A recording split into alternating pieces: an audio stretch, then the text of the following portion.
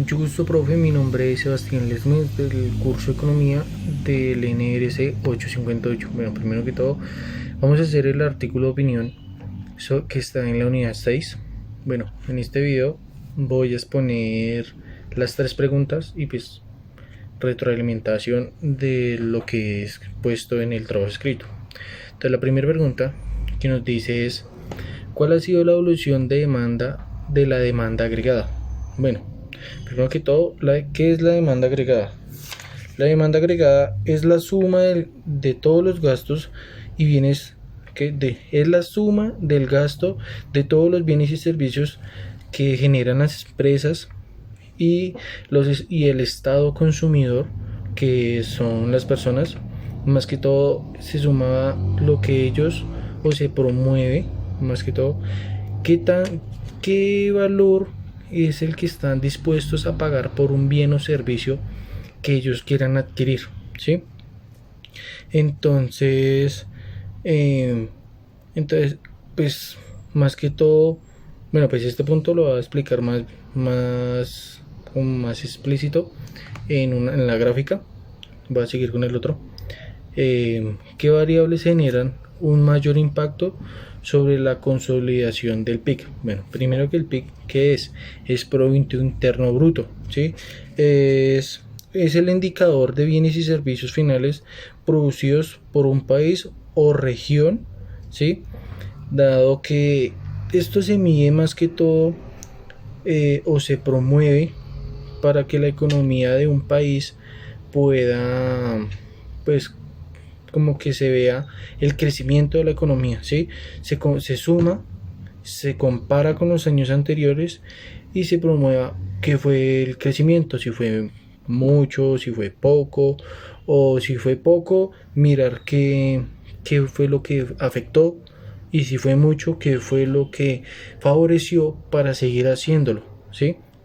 Dado que en esta consolidación algo que contribuye mucho en este punto son los tratados de libre comercio, más que todo que tiene con Estados Unidos, con México, con Canadá, ¿sí? Y con varios países ya aledaños. Otra cosa que me pareció muy interesante es de que comparan, pues vi un documental ya hace mucho de donde comparaban todo lo sumatoria de los países al respecto contra el tratado de libre comercio que cada país tenía, ¿sí? O sea, una comparación de, digamos, 5 años atrás a hoy, ¿sí? Si fue mucho, si fue poco, qué fue lo que lo favoreció, qué fue lo que le dio en contra, ¿sí?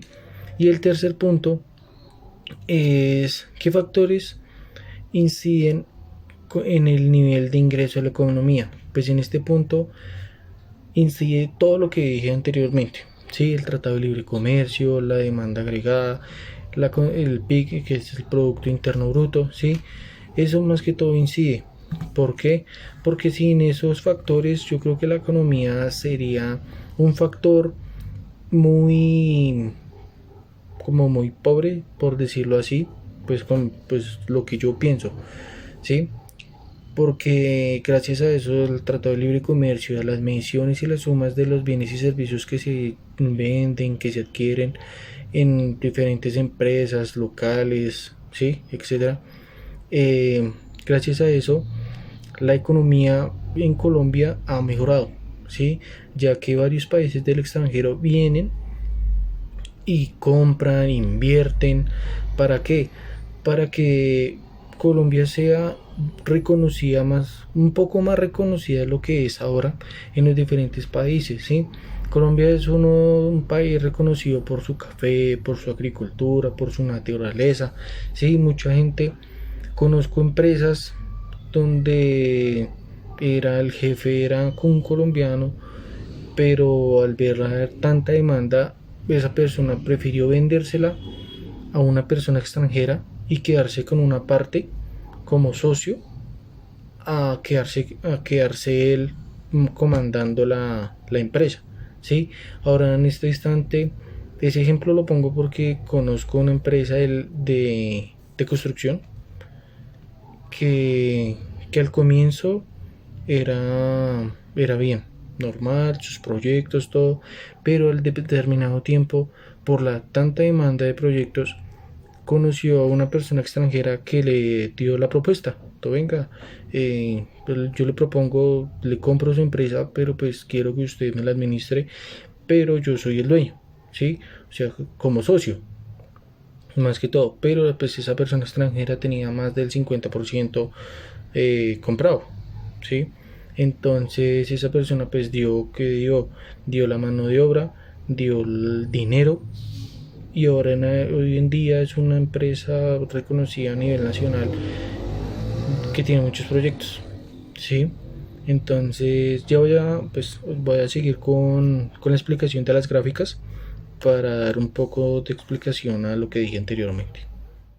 Bueno, profe, entonces acá en las gráficas voy a exponer, bueno, voy a explicar las diferentes gráficas que, que encontré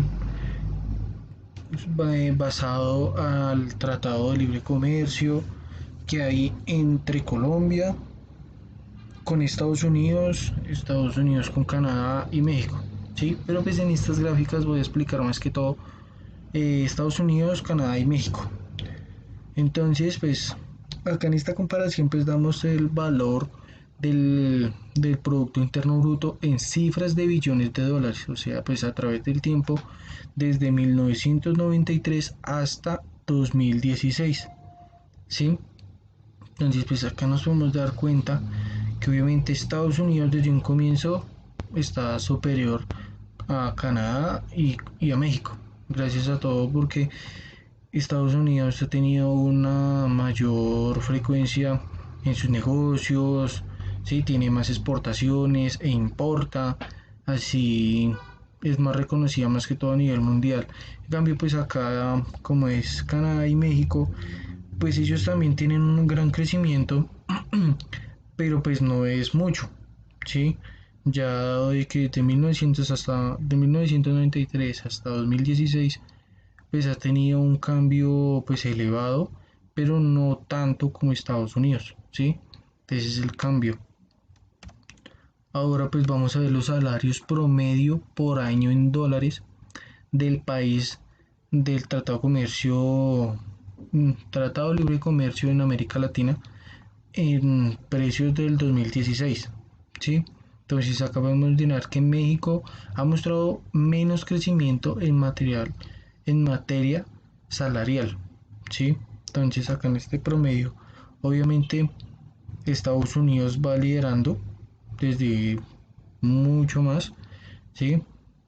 Después va Canadá, que Canadá también es uno de los que le está pisando los talones ahora en el momento a Estados Unidos con el tema de los salarios, de que la gente ahora prefiere como vivir en Canadá porque tienen un mejor estilo de vida, tienen como más posibilidades de vivienda, ¿sí? No son como tan discriminados con lo que está pasando ahorita en este país. Y obviamente en México, pues obviamente desde un comienzo, pues estaba bueno y empezó a disminuir, después se niveló y ya obviamente ya tirando al 2016, ya desde el 2010 al 2016 ya niveló como su salario y pues no, es muchísima la diferencia que tiene contra Canadá y Estados Unidos. Entonces acá vamos a ver en esta gráfica el salario promedio por hora en la industria automotriz. ¿Sí? Que en la industria automotriz es muy reconocida a nivel mundial de que Estados Unidos tiene pues una mayor influencia en ese tema, pero ahora en este punto que voy a explicar, en Canadá tiene, es como un poquito, que le digo yo, como un poquito más actual como a nivel de 1994 con Estados Unidos, ¿sí? Es muy poco la diferencia que tienen estas dos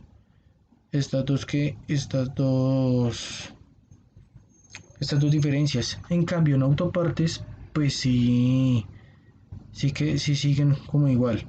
En México, sí, obviamente el automotriz es más alto que el autopartes, ¿sí? Y es mucho menor que Canadá y Estados Unidos. Ahora, comparado con 2016, sigue Estados Unidos un poquito más alto que Canadá, pero pues aún así Canadá está ahí dándole la batalla. Y en autopartes sí Canadá le supera, pues también por un número pues no tan alto, pero sí superior al de Estados Unidos. Y México obviamente en vez de subir su crecimiento ha disminuido mucho más de lo que estaba en 1994, ahora en 2016. Entonces acá en esta gráfica los mayores exportadores, las mayores exportaciones de México a Estados Unidos, ¿sí? En millones de dólares. Entonces, primero que todo, en 1994 que se hace partes y equipos para aeronaves, ¿sí? Es muy poco, equipo óptico pues también es muy poco, maquinaria ya un poco, ya va subiendo un poco, electrónicos y electrónicos, eléctricos y electrónicos, perdón, ya es mucho más alta la demanda. Y autopartes y partes pues ya como vimos anteriormente no es tan alta, pero ahora comparado con 2017 es mucho mayor las cifras. O sea, acá en la primera, que es partes y equipos para aeronaves, ya se nota obviamente como la quinta parte, décima parte de lo que era en 1994. También en el equipo óptico ya superó esas marcas. En maquinaria ya la superó totalmente de como era antes. En eléctricos y electrónicos ya también obviamente superado, y en autopartes sí tiene una mayor diferencia de cómo se ha venido tratando. En esta quinta y última gráfica, las mayores exportaciones de Estados Unidos a México en millones de dólares. Entonces, en 1994 el papel tenía una gran demanda, pero pues no tanto lo que era como grano, que maíz, soya y trigo tenía una gran demanda, pero no era muy baja. Los químicos igual, el plástico es un poco mayor, y los combustibles, que es la gasolina, el gas, el diésel, es un poco menor que los anteriores. A comparación del 2017, obviamente el papel tiene una mayor demanda, los cereales, el grano también tiene una demanda, pero tampoco no es tan superior. Los químicos también tienen una gran demanda.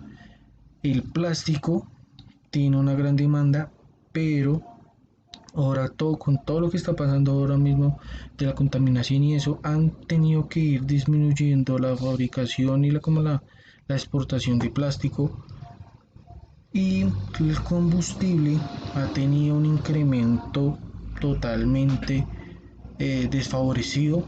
¿Por qué? Porque a través del tiempo, y como han salido tantos automóviles, motos, maquinaria de tipo pesado o industrial que utilizan este tipo de combustible, se ha demostrado que tiene una mayor demanda, tiene mayor fuerza de mercado, ¿sí? Porque este tipo, no solo en Estados Unidos, a México, sino en países de Latinoamérica, de Europa, Asia, se nota más que todo el incremento del combustible. ¿Por qué? Porque, como dije anteriormente, últimamente han salido nuevos vehículos, nuevas motos, nueva maquinaria, ¿sí? Que ya no es como antes, que utilizaban su combustible normal, que era gasolina, ¿sí? Sino ahora ya utilizan combustibles más solidarios con el medio ambiente, o sea, ya gas natural, a diésel, otros son eléctricos, ¿sí? Entonces el combustible para las maquinarias y demás es totalmente una gran demanda. Entonces estas fueron pues las 5 gráficas que pude exponer y explicar con lo anterior que dije en el video. Entonces muchas gracias, profe, por su atención. Espero comentarios. Gracias.